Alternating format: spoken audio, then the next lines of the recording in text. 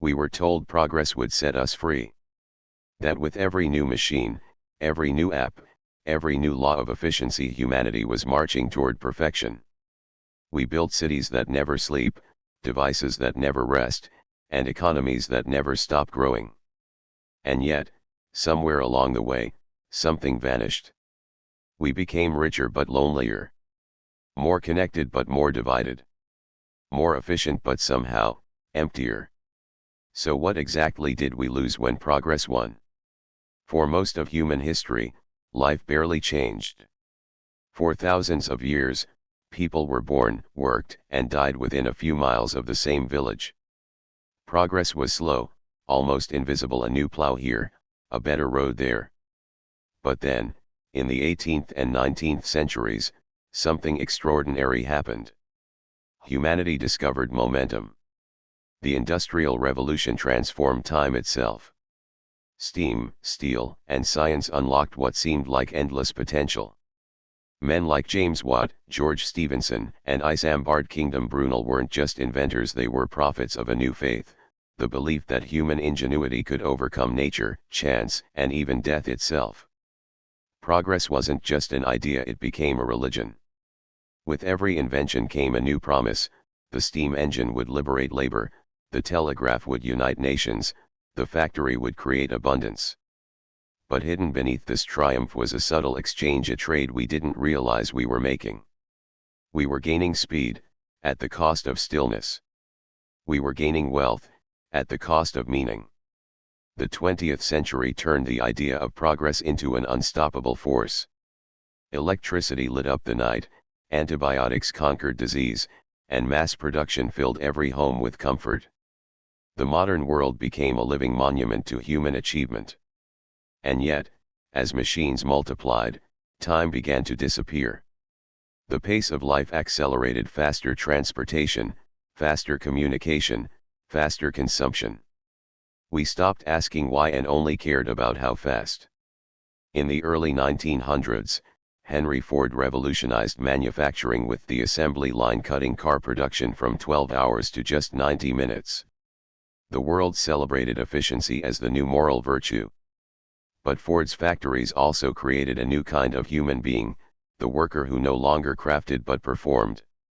A cog in a larger machine.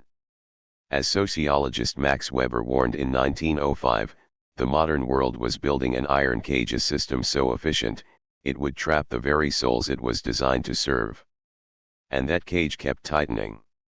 After World War II, the world entered what economists call the Great Acceleration.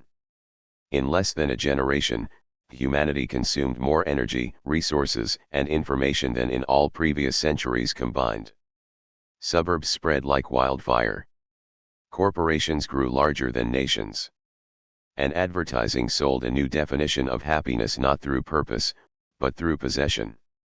The 1950s promised a dream home, a dream car, and a dream life if only you kept buying. Progress had won the material battle but lost the spiritual one. Philosophers like Erich Fromm began warning, we have more means of living, but no meaning to live for. We replaced being with having. We measured success not by who we were but by what we owned. The soul of society quietly shifted from wisdom to efficiency. Schools began teaching us to compete, not to understand. Corporations rewarded output, not virtue. Governments measured growth, not well-being. And the invisible cost grew heavier with every passing decade. Then came the revolution that changed everything again. The digital age promised to democratize progress, to give every human a voice, a platform, a connection. The internet began as an open garden of knowledge, a global library for the curious. But soon, the algorithms arrived. Platforms learned not just to show us what we wanted but to shape what we wanted. Our attention became the new currency. Our emotions became the new product. We didn't realize it then, but progress had reached its paradox. Every new tool that promised freedom also created a new form of dependency. We gained infinite connection and lost genuine conversation. We gained information abundance and lost wisdom. We gained instant validation and lost self-worth. Today, we're more informed than any generation before us, but also among the most anxious, depressed, and distracted in history. According to a 2023 global study, the average person checks their phone 144 times a day. Average screen time, over 7 hours daily, nearly half of waking life. Progress gave us access but stole our attention. To understand how we got here, we need to look at the engine driving it all, the economy. For over 200 years, our civilization has been built on a single, sacred assumption that growth is good.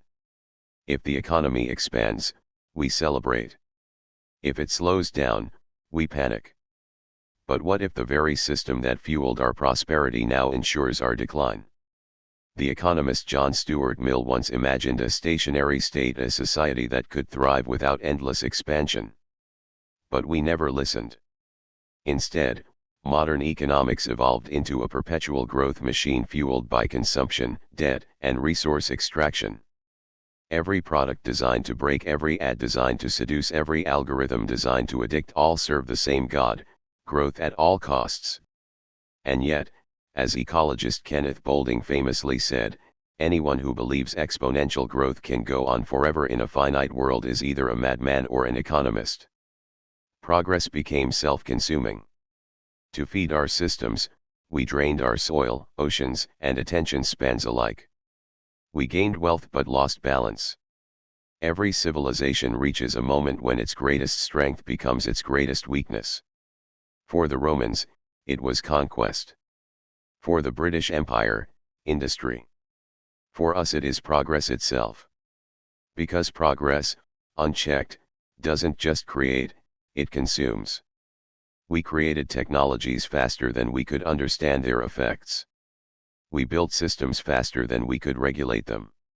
We connected billions of people but never taught them how to coexist. And now, the signs of strain are everywhere.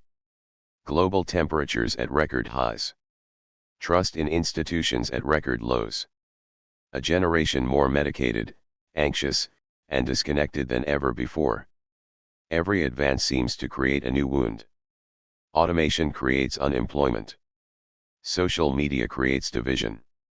Artificial intelligence promises efficiency but threatens identity. We thought we were masters of progress. But what if progress was mastering us? So what did we lose when progress won? We lost stillness, the ability to sit in silence without craving stimulation. We lost community when neighbors became usernames and families became group chats. We lost a sense of enough when success became a race with no finish line. But perhaps the greatest loss was the belief that not everything can, or should, be improved. Our ancestors built cathedrals to honor eternity. We build apps to optimize convenience. Somewhere along the line, the sacred became the efficient. And efficiency has no soul. Today, we live longer, safer, and more comfortable lives than any generation before us. And yet surveys across developed nations show a paradoxical trend: even as our material conditions improve, our reported happiness declines. Why? Because progress solved the problems of survival but ignored the questions of meaning. We engineered prosperity but not purpose. Comfort but not connection. Choice but not clarity. The modern human stands at the peak of technological evolution, but often feels spiritually homeless. The good news: not everyone has accepted this as the end of the story. Across the world, people are starting to push back against the cult of acceleration. The rise of slow living, mindfulness, and minimalism are not trends, they're symptoms of longing. Longing for something we once had, or perhaps, something we never truly experienced: balance. Communities are reimagining cities for walkability, rethinking work-life boundaries, and redefining success beyond GDP. Even some economists now argue for a shift toward degrowth, not in the sense of decline, but in rediscovering what truly sustains us. Because maybe progress isn't about doing more, it's about doing better. We've learned to optimize everything except our own hearts. True progress should not just make life faster, but deeper. Before inventing new tools, we must rediscover why we use them. History shows that every system that expands without limits eventually implodes, from empires to ecosystems. Sustainability is not the opposite of progress, it's the foundation of it. To move forward wisely, we must remember what made us human in the first place: empathy, community, and humility. Progress is not our enemy. It's a mirror. It shows us both our brilliance and our blindness. The machines we build reflect the minds that built them. If those minds are restless, greedy, and disconnected, then no amount of innovation will ever heal us. But if we can learn to slow down, to design not just for profit, but for peace, then maybe, just maybe, progress can still mean what it was always meant to: the betterment of humanity. So perhaps the real question isn't what we lost when progress won, but whether we're ready to win ourselves back. If this story made you pause even for a moment, consider sharing it with someone who needs to slow down.